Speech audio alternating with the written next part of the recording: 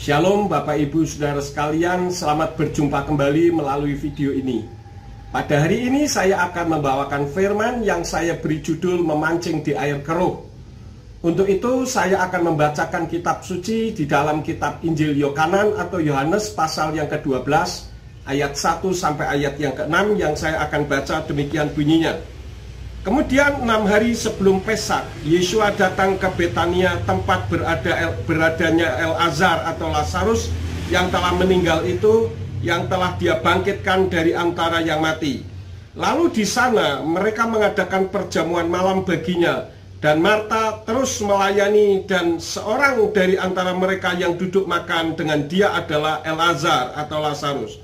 Selanjutnya, dengan mengambil 1 liter minyak wangi, minyak nard yang murni yang mahal, Miriam mengurapi kaki Yesua dan menyeka kedua kakinya dengan rambutnya, dan rumah itu pun dipenuhi dengan keharuman minyak wangi itu. Kemudian Yehuda Iskariot atau Yudas Iskariot bin Simon atau anak Simon, seorang dari antara para muridnya yang akan segera mengkhianati dia, berkata, "Mengapa minyak wangi itu tidak dijual 300 dinar dan diberikan kepada orang-orang miskin?" Namun dia mengatakan hal itu bukan karena dia peduli terhadap orang-orang miskin, melainkan karena dia seorang pencuri, dan dia memegang kantong uang, dan apa yang dimasukkan dia mengambilnya. Nah, Bapak Ibu Saudara sekalian, Yehuda Iskariot di dalam cerita ini, kisah nyata ini, beliau memikirkan orang-orang miskin, seolah-olah demikian. Tetapi sebetulnya dia mengambil keuntungan dari apa yang dia ucapkannya. Ini sama saja dengan memancing di air keruh. Artinya memanfaatkan situasi untuk kepentingannya sendiri. Nah, kejadian ini secara politik sekarang ini sedang terjadi di Indonesia. Perlu Bapak Ibu Saudara sekalian ketahui, saya bukanlah politikus. Saya adalah seorang rohaniwan. Namun saya melihat keadaan di Indonesia ini sangat memprihatinkan. Presiden kita Joko Widodo sedang berupaya mati-matian untuk supaya kasus virus corona atau COVID-19 ini dapat segera berakhir.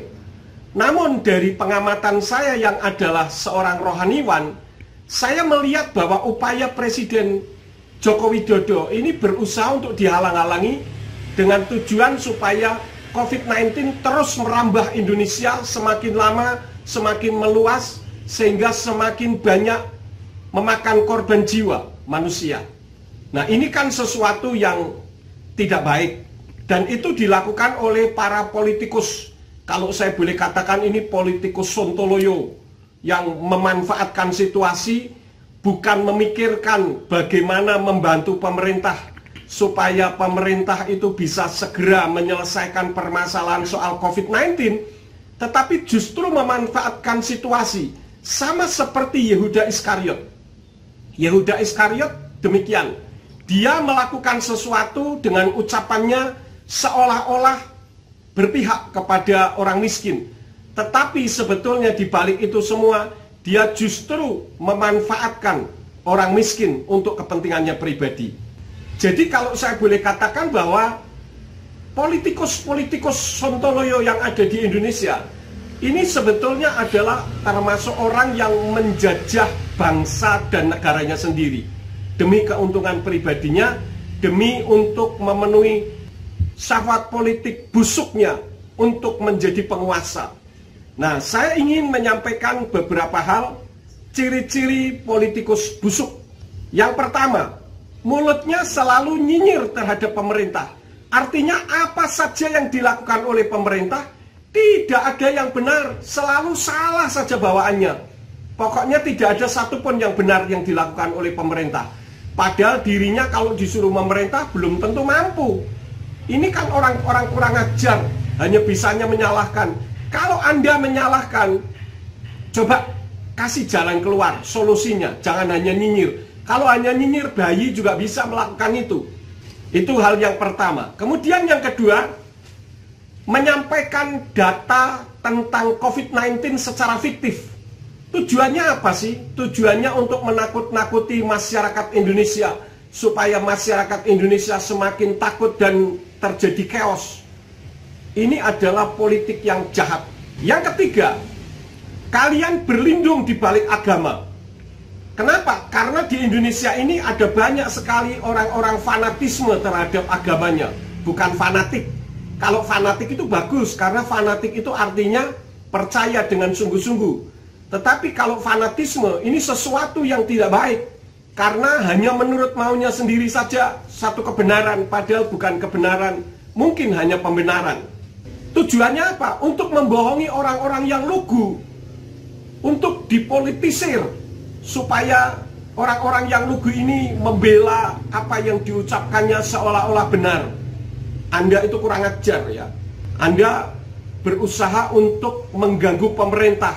Saya melihat di Indonesia ini beda dengan di Amerika. Saya sering ke Amerika, dan kalau di Amerika para politikus itu betul-betul negarawan. Dan kalaupun mereka tidak setuju dengan pemerintah, mereka mengungkapkan sesuatu dan memberikan solusi. Kalau Anda kan hanya pintarnya nyinyir, saya juga bisa. Saya ini rohaniwan. Rohaniwan saja bisa mendeteksi tingkah laku Anda. Yang keempat, mengatasnamakan rakyat dan membela, seolah-olah membela rakyat. Padahal Anda memanfaatkan rakyat dengan tipu muslihat yang Anda lakukan.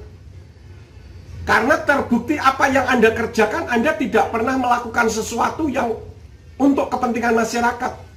Pada saat kampanye, pada saat Anda mau menduduki satu kursi, wah getol sekali sampai gerusuk-gerusuk masuk ke tempat-tempat yang tidak semestinya. Tapi setelah duduk, keenakan duduk lupa berdiri. Melihat masyarakat susah juga dibiarkan saja. Anda yang punya gaji besar, buktinya Anda tidak pernah memikirkan untuk membantu masyarakat yang sekarang ini sedang dalam penderitaan karena COVID-19. Malah Anda berupaya untuk membuat COVID ini supaya lebih lama, sehingga Indonesia menjadi kacau balau. Lalu ujung-ujungnya apa? Anda akan menggantikan pemerintah Indonesia yang sah, Presiden Joko Widodo, dengan alasan apa? Presiden tidak becus menangani COVID-19, padahal Anda yang melakukannya. Itu Anda seperti sifatnya Yudas Iskariot, Yehuda Iskariot, yang menjadi pengkhianat Yesua. Yesua kemanapun dia selalu ada, dia selalu hadir, dia selalu mengikut kemana saja. Tetapi bukan untuk mencari kebenaran, yang dicari hanya kesalahan saja. Sama dengan Anda. Anda digaji oleh pemerintah, tetapi tidak membantu pemerintah, tetapi hanya bisanya nyinyir. Jadi pikiran Anda adalah pikiran Yehuda Iskariot atau Yudas Iskariot yang mengkhianati Yeshua HaMashiach. Mungkin Anda bisa lolos dari jerat hukum negara Indonesia, tetapi saya ingatkan, Anda tidak bisa lolos dari jerat hukum Tuhan. Anda boleh berbangga karena Anda sangat dihormati di Indonesia, tetapi saya sebagai rohaniwan tidak bisa menghormati Anda, karena Anda ternyata hanya politikus sontoloyo yang tidak memikirkan kesusahan masyarakat Indonesia. Karena Anda hanya bisa membusukkan pemerintah dan tidak pernah ada satupun yang menurut Anda baik dari pemerintah. Masuk televisi terus-menerus, bangga Anda menjadi terkenal, tetapi terkenal busuknya menurut saya. Kalau saya boleh katakan, Anda ini memancing di air keruh. Bahkan saya boleh katakan bukan lagi memancing di air keruh, tapi menjala di air keruh. Karena itu saya hanya meminta di dalam video yang singkat ini, pesan saya yang terakhir, bertobatlah atau Anda akan masuk neraka. Jangan Anda pikir dengan tingkah laku Anda itu Tuhan bisa Anda kelabui. Dengan Anda memakai pakaian putih yang mengkilat sehingga Tuhan melihat, wah anakku hatinya putih. Ingat, Tuhan melihat isi hati Anda, bukan melihat pakaian Anda. Demikianlah video yang saya sampaikan. Kiranya Anda yang nyinyir dengan pemerintah tidak memikirkan bagaimana supaya pemerintah ini segera menyelesaikan masalah COVID-19. Anda bertobat atau Anda pasti masuk neraka. Karena Anda ternyata jahat, busuk hatinya. Demikianlah Bapak Ibu Saudara sekalian, kiranya menjadi berkat bagi kita semua. Apabila video ini memberkati Bapak Ibu Saudara sekalian, jangan lupa subscribe dan like supaya bisa membantu kami membuat video-video lainnya. Terima kasih. Bapak Yahweh Besem Yeshua Hamashiach Waruah HaKodesh menyertai dan memberkati Bapak Ibu Saudara sekalian. Haleluya. Amin.